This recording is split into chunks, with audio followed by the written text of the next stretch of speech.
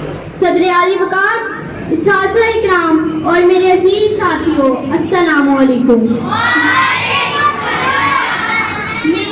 میری آج کی تقریر کا عنوان ہے پاکستان۔ پاکستان میرا وطن، پھولوں سے لدا ایسا چمن، جس کی وادیاں جنت نظیر، جس کی چوٹیاں ناقابل تذکیر، جس کے موسم جدا جدا، جس کی فصلیں خدا کی عطا، شہزاد اقبال کے خوابوں کی تعبیر، یہ قائد کے فرمان کی تفسیر، یہ بلند ہمت، یہ بلند حوصلہ، قوم اور شہیدوں غازیوں کی سرزمین، جسے لاکھوں قربانیوں کے بعد حاصل کیا گیا۔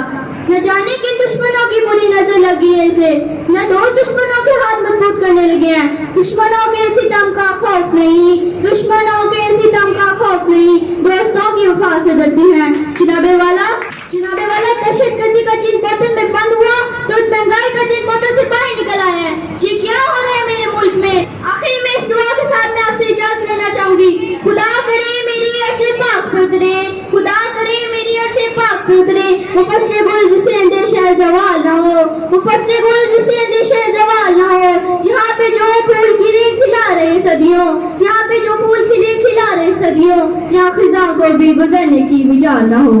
پاکستان